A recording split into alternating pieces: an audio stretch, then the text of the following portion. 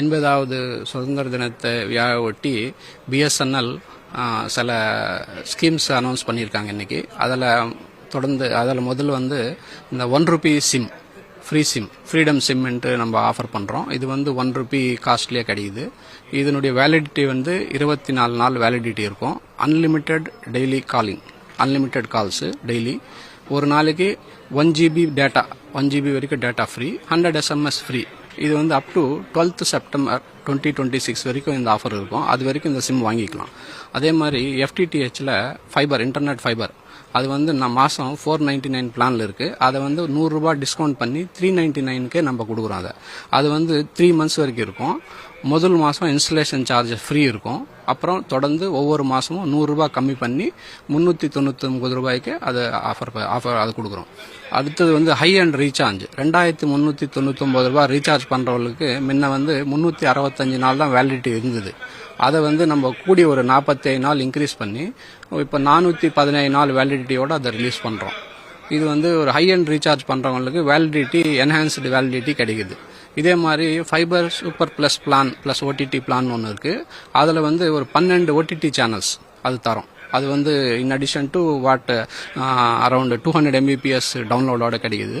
இது இல்லாத self care ஆப்பில் எல்லாமே வந்து அதில் இன்டிகிரேட்டடாக கொண்டு வந்திருக்கோம். பிஎஸ்என்எல் செல்ஃப் கேர் ஆப், அதில் வந்து பில் கட்டலாம், புது கனெக்ஷன் கேட்கலாம், சிம் வாங்கிக்கலாம், இன்டர்நெட் ஃபைபர் வாங்கலாம், என்டர்பிரைஸ் பிஸ்னஸ் சொல்யூஷன்ஸ் வாங்கலாம், லீசர் சர்வீஸ் வாங்கலாம். எல்லாமே வந்து ஒரே பிளாட்ஃபார்மில் கொண்டு வந்து including provision, service and complaint, எல்லாம் பில்லிங் எல்லாமே வந்து ஒரே பிளாட்ஃபார்மில் கொண்டு வந்திருக்கும். அது வந்து பிஎஸ்என்எல் செல்ஃப் கேர் ஆப்பு. இதே மாதிரி இண்டிஜினியஸாக மேக் இன் இண்டியா ஸ்கீமில் 4G நம்ம லான்ச் பண்ணியிருக்கோம். நமக்கு சென்னை தொலைபேசியில் வந்து ஒரு 1900 லொக்கேஷன்ஸ் இருக்குது. அந்த 1900 லொக்கேஷன்ஸில் ஒரு 1200 லொக்கேஷன்ஸ்க்கு நம்ம 4G ஆல்ரெடி கொடுத்துட்ருக்கோம். ஒரு 700 லொக்கேஷன்ஸ் இன்னும் கொஞ்சம் கொடுக்க வேண்டியது இருக்குது அங்கங்கே. அந்த 700 லொக்கேஷன்ஸ்க்கும் இன்னொரு 6 மாதத்தில் எக்யூப்மெண்ட் வந்ததுமே போட்டு எங்கேயுமே கவரேஜ் ப்ராப்ளம் இல்லாத மாதிரி சென்னை டெலிஃபோன்ஸ் தொலைபேசிக்கு நாங்கள் முயற்சி பண்ணி அதை எடுத்துகிட்டு இருக்கோம். Shortly this will be completed in another 6 months. Sir, BSNL வந்து நாட்டிலேயே முதல் டெலிகம்யூனிகேஷன் சர்வீஸ் கொடுத்த ஒரு நிறுவனம். ஆனால் இன்னைக்கு மற்ற காம்படிட்டிவ் நிறுவனங்கள்லாம் 5G நோக்கி போயிருக்கும் போது பிஎஸ்என்எல் இன்னும் 4G முழுமையாக செய்யலை. எப்போது 5G பிஎஸ்என்எல் எதிர்பார்க்கலாம் சார்? 4G எப்போ முழுமையடையும்? இது வந்து கவர்மெண்ட் ஆஃப் இந்தியா இனிஷியேட்டிவ்னால ஆத்ம நிர்பர் பாரத் கீழே make in India concept, total entire indigenous 4G stack நம்ம நாட்டிலே வந்து டெவலப் பண்ணுது. இந்தியா வந்து is the 5th country in the world to have indigenous stack developed 4G. So அது ரொம்ப பெருமை. So end to end solution, ஸ்டார்டிங்லேருந்து எண்டு வரைக்குமே எல்லாமே வந்து மேக் இன் இண்டியா ப்ராடக்ட், இந்தியாவுக்குள்ளே போகும், இந்தியாவிலேயே தயார் பண்ண ப்ராடக்ட்னால. ஸோ இது ஸ்டெபிலைஸ் பண்ணுறதுக்கு கொஞ்சம் டைம் பிடிச்சது நமக்கு. Now 4G network has been stabilised ஓரளவுக்கு. ஸோ இந்த 4G நெட்ஒர்க்கு இதுக்கு மேலே வந்து நெக்ஸ்ட் 5G வந்து ட்ரையல் ரன் நடந்துருக்கு.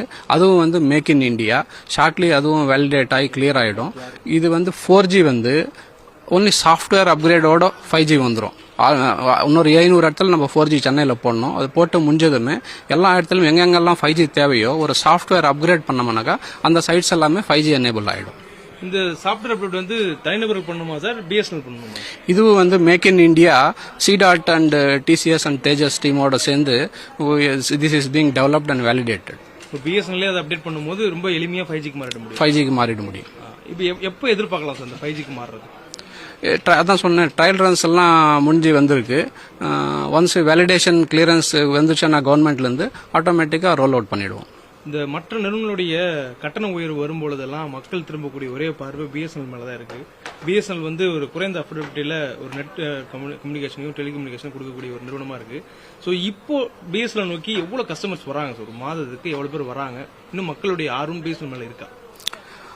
மாதம் எங்களுக்கு பிஎஸ்என்எல் வந்து ஒரு 10,000 நியூ ப்ரீபெய்டு சிம் கனெக்ஷன்ஸ் நாங்கள் கொடுக்குறோம். அதை வச்சு 1,20,000 பேர் போன வருஷம் எங்களுக்குள்ள பிஎஸ்என்எல்குள்ளே வந்திருக்காங்க. அதே மாதிரி தொடர்ந்து ஒவ்வொரு வருஷம் 1,00,000 வாடிக்கையாளர்கள் நாங்கள் சேர்த்துக்கொண்டே வருகிறோம். தமிழ்நாடு முழுவதுமா சார்?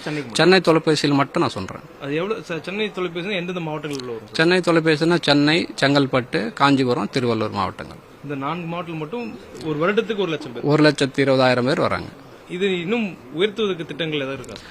உயர்த்துவதுக்குன்னா இது நாங்கள் மார்க்கெட்டிங்லாம் பண்ணிட்டு இருக்கோம். நீங்கள் சொன்ன மாதிரி ஃப்ரீ சிம்லாம் கொடுக்குறோம். மற்ற வாடிக்கையாளர் ஏற்றினாலும் பிஎஸ்என்எல் வந்து அதே ரேட்டு டிரான்ஸ்பரண்ட் பில்லிங்கு சேம் ரேட்டில் நாங்கள் சர்வீஸ் கொடுத்து மக்களை கவர்றது முயற்சி பண்ணிட்டு இருக்கோம்.